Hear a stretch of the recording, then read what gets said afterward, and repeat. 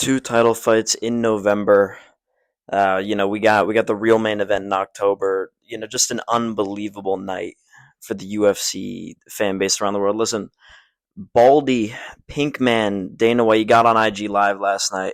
He told all of us that we needed to wait 8 hours to witness this happen.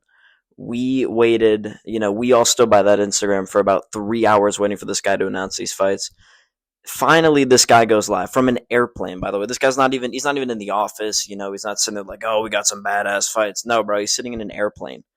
And this guy, he gets on the Instagram live. He talks, I've got a main event for 322. What does he announce? JDM versus Islam. We already knew this.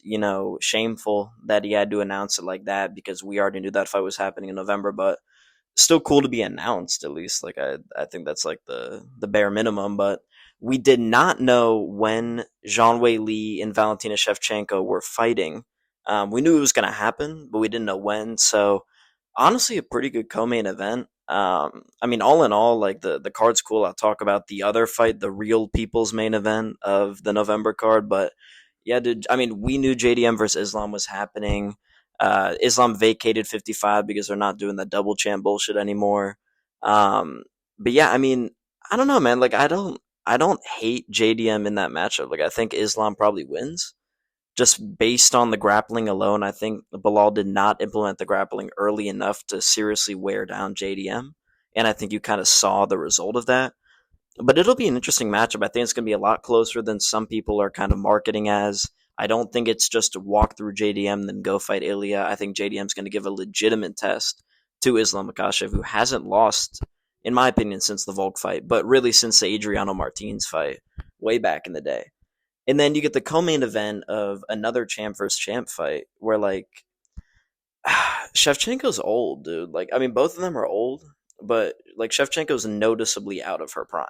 Like, Jean Weili is still fighting at the highest level. I don't think Shevchenko would have been able to do what Weili did to Tatiana Suarez. But that was in February. It's honestly decently active for Jean Weili to be back in November.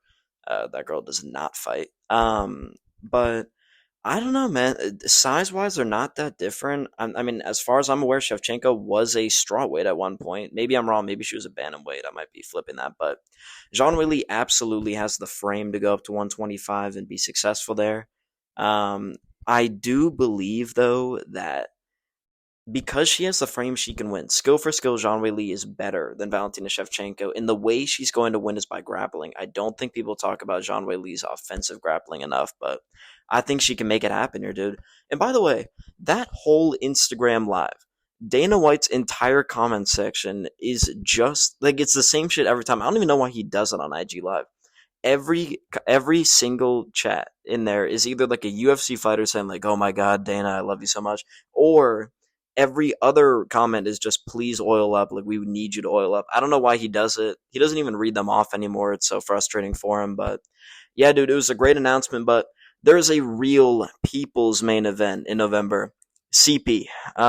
We are all watching CP in November once again. It's good to have him back.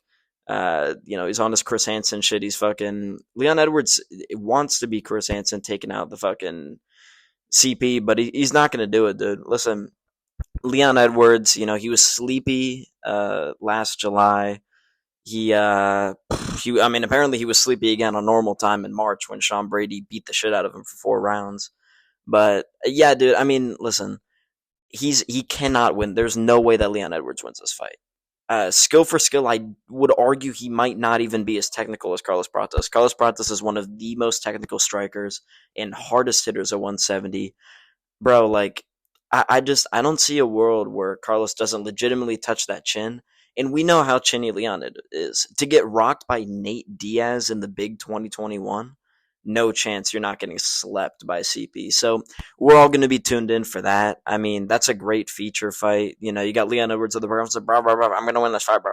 Yeah, I lost some mark, but it's all good, bro. Like, Sean Brady was like he does this shit where all these dudes lose, and then like, bro, like look who I lost to, though. Like that doesn't mean anything. He was a bum before he beat you, but now you're a bum. Like it switches. So I think Leon Edwards loses a third in a row. I think he gets KO'd here. I don't like this matchup for him. I saw some people thinking he might win. No chance in hell he beats Carlos Prates. Ian Gary is a high volume technical striker. Like, he is a point fighter, but he threw a lot. The way to beat Carlos Prates is to keep him on the back foot. There's nothing that Leon Edwards does worse than put people on the back foot. He has no ability to be offensive. He's only a counter striker. CP puts him out in one. We will all be celebrating when CP is on our screen in November. I'll tell you that. So it is what it is. But guys, he also announced a vacant strawweight title fight in October. This is the real fight that we were all waiting to get announced. When Crazy Kev announced it, on fucking Twitter, we were all geeked. I know every single one of us, big Crazy Kev guys on Twitter, if you're hip, you're hip. But listen, man, we got Raul Rosas Jr. versus a future OnlyFans model. It's one of those fights where it's cinema. It's a badass fight. Like, it's you got a girl with, listen, I don't know what kind of disease she has. I'm not trying to make fun of her, but she looks like the eye isn't working. Like, I'm looking at her eye and it seems like it's a little off. It is what it is. Mackenzie Dern has literally just been fucking posting thirst traps for the last 2 years. Not even fighting. And by the way, dude, Mackenzie Dern's resume. Amanda Hebos at the end of round 3. Congratulations. Who hasn't beat Amanda Hebos? And Lupi Godinez in a fight that she arguably lost. Before that, she got knocked down a combined 4 times by Jessica Andrade and Amanda Lemos. But this is our title run. We are winning the belt against Verna Jandaroba in the rematch in October. I will be picking the Mackenzie Dern side here. No bias at all. There's absolutely no reason on the screen why I'm picking Mackenzie Dern. Listen, man, we need an era of. We need to be able to sell the strawweight division, right? Like, the strawweight division outside of Zhang Weili is dog shit. Bantamweight is dog shit. The only good division in women's MMA is flyweight, and it's still not that good. So you need to be able to sell it on pay-per-view as like a co-main or even like a fucking feature. Like, bro, like, I don't want Mackenzie Dern headlining a card ever. She's dog shit. She can't strike. But Mackenzie Dern is hot. So if we have a bad UFC champion, figuratively and literally, just terrible at fighting, then that could sell some pay-per-views. We need to get the gooners to buy these pay-per-views, and I think that could happen if Mackenzie Dern wins. So I'm going to take the Mackenzie Dern side, dude. That's what I have to do here. My hand has been forced. I heard she has a boyfriend, which is upsetting. But either way, man, we got another fight announced on that card too, man. We don't give a fuck about this fight. Like, we really do not care about Umar Nurmagomedov and Mario Bautista. It's literally, this is like a Hitler versus Stalin type of matchup, dog. Like, this is some bullshit. Umar Nurmagomedov, this guy fucking loses to Merab in a close fight. He fought hard, but he gassed. And because he couldn't accept that he gassed, he in the whole post fight, guys, I break my hand, but I promise I beat this guy next time. No, you don't, bro. No, you don't. Merab had staff and he beat you. Like, that's the level we're talking about here. Listen, the kid fluked Corey Sandhagen. It is what it is. Body lock takedowns at the end of the round. Mario Bautista. We all love Mario Bautista. I never put him on the 3 most hated fighters list. Did not happen. But it comes down to the fact that, like, these are 2 legit strikers. Like, as much as I really want to hate on this fight, it's kind of fun. Like, these are high volume pressure strikers that are powerful and they can put your lights out. Like, it's a good matchup. On paper, it's kind of weird. You look at the 2 guys and you're like, oh, how the hell is this going to go? It's 2, I mean, Bautista's more of a boxer, but Umar can mix it up, more of a Muay Thai kind of kickboxer style. I really think that, like, you get into the depths of this fight. I barely said that word correctly, but Umar Nurmagomedov, right? He has to come back and prove to the fan base that he's not just fucking coping super hard about the Merab loss, that he's actually on the same level as Merab. Because a matchup is interesting to sell, especially with the dynamic. Merab's like emoting and fucking clip farming the whole fight. This guy said he wants to fight until 50. Brother, your body's not letting that happen with that EPO, but it is what it is. So I think that is actually a fun matchup, to be honest. So hopefully, I mean, I don't know, but I'm kind of actually hoping Umar beats Mario. Not that I don't even dislike. I mean, I do dislike Mario. I tweeted like hate crime stuff at him on Twitter. But if Umar wins, we get a potential Merab rematch, which I think is legitimately a pay-per-view main event. I think if you do a legit build-up between the 2 Caucasus regions fighters, like, it's a thing. and we would all watch that. So it's not a bad fight. And there was one other fight that was announced that we kind of already knew was on the card, but we didn't know which one of 320 or 321 it was going to be on. Alexander Rakic versus Azamat Murzakanov. I do not know what Alexander Rakic is doing behind the scenes to continue to get these fights. This guy is, I believe, 2-4 in the last 6 years. This guy's fought 6 times in 6 years. I do not know what I don't know how he keeps getting put in these positions. There's nothing that he does that good. He's a decision merchant. You know, this guy comes around once a year, loses a decision where he looks comp for like a round, and then gets shit on for the final 2 rounds. Kind of gets rocked in a moment. This guy somehow got a UFC 300 spot off of a loss, I'm pretty sure. And then he ended up immediately getting Magomed Ankalaev off of that KO loss. Like, I don't know what's going on. And Murzakonov's undefeated. The thought is like one more win and maybe you give him a title shot because we're shallow at light heavyweight. Like, this is a potential title eliminator that Rakic is in again. How is that possible that Rakic continues to get title eliminators? Look at this guy's resume. 2 wins since Donald Trump was president in 2019. He's 2 wins since then. Those wins are against Anthony Lionheart Smith. Just a real, just a legend of the game. Anthony Smith definitely doesn't curl up into a ball every single fight and quit on the ground. And then post John Jones, Thiago Santos, where Thiago Santos didn't have legs. This guy's knees didn't work. He was a shell of himself. He was just kind of looking at you menacingly, like he had a cool tattoo, so you kind of were like, oh shit, like maybe he's gonna fucking knock him out. But that didn't happen. It, he doesn't have a real win in the past 7 years. You know what I'm saying? So it's like, what are we doing here? That Alexander Rakic is still in the top 7 of the division.